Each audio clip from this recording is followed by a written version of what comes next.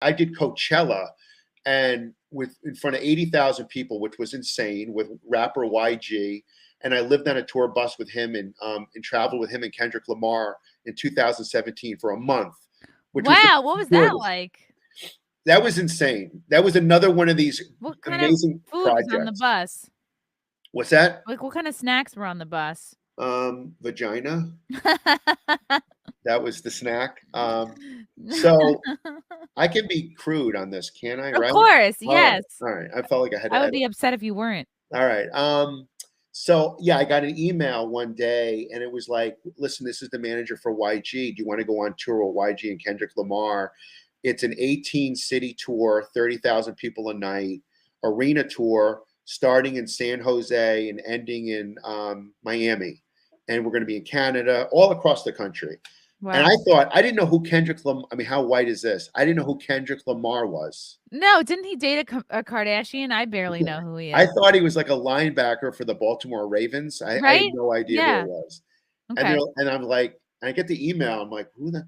And so I mentioned it to somebody. I'm like, yeah, Kendrick. And they're like, yeah, Kendrick Lamar is like one of the biggest like hip hop artists out right now in 2017. He later went on to win like a Grammy. I'm like, I didn't even know. So I was like, of course, I'm like, I got to do it because I don't know where this is going to go. Of course, I got to go on tour. And they're like, look, you're going to be basically on a bus and there'll be some hotel rooms, but it's a bus tour. And I'm like, all right, well, I figure we'll be on the bus during the day. Then at night we do the show and then we stay at a hotel. And then the next day we get back on the bus. Well, of course, didn't end up that way.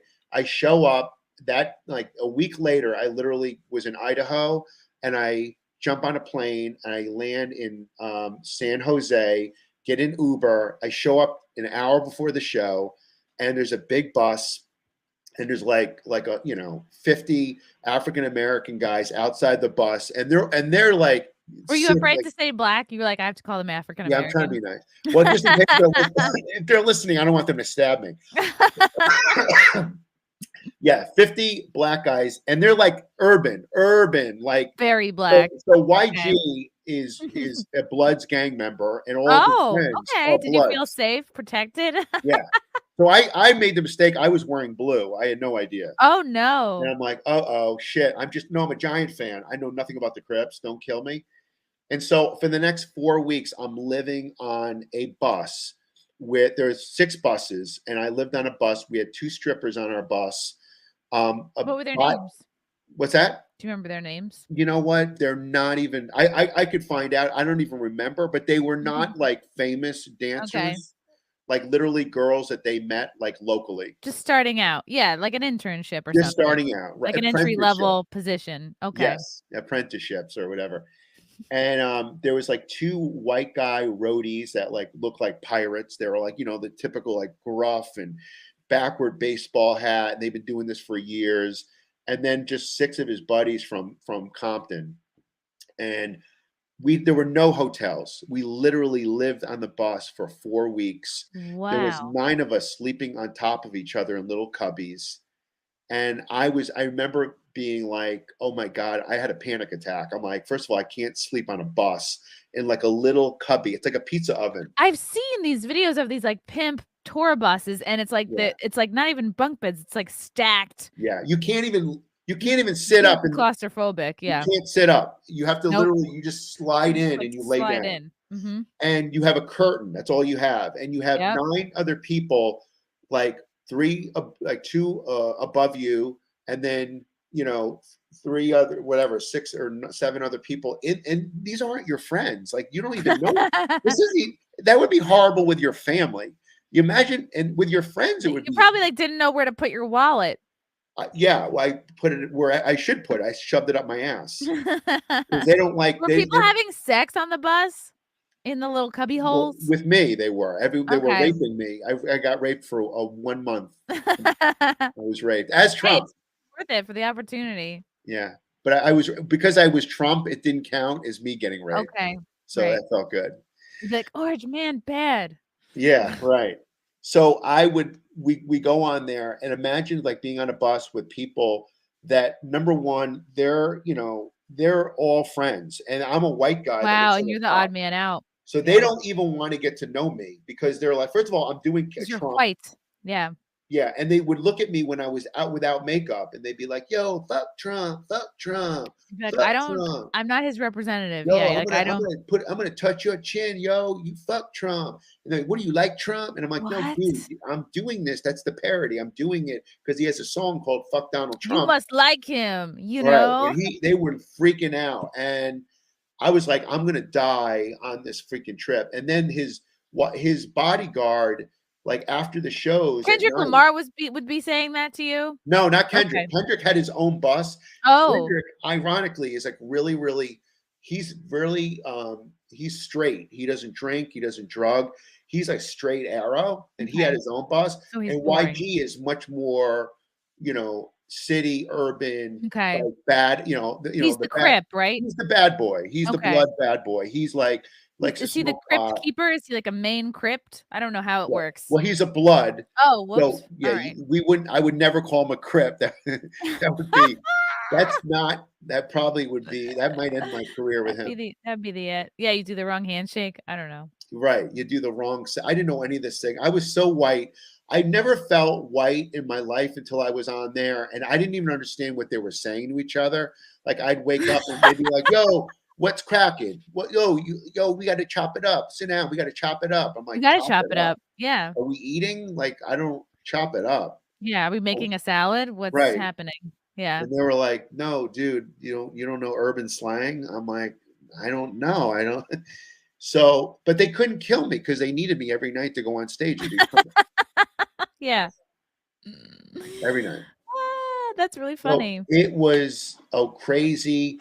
And there was and I have to say, I really thought, like, I was like, these guys really they never acknowledge, they wouldn't talk to me. No one hung out with me. Whoa. I was literally on my own. Comedians do. Like you might not like somebody, your opener, but if you get put in a comedy condo with somebody, you end up, being polite and becoming friendly. And even if you don't think they're the most hilarious person, you get along. Yeah. And they were like, they're very, very insular. They're like, they hang out with each other and they see a white guy and I'm not from Compton. I'm not in that world. They didn't even want to get to know me.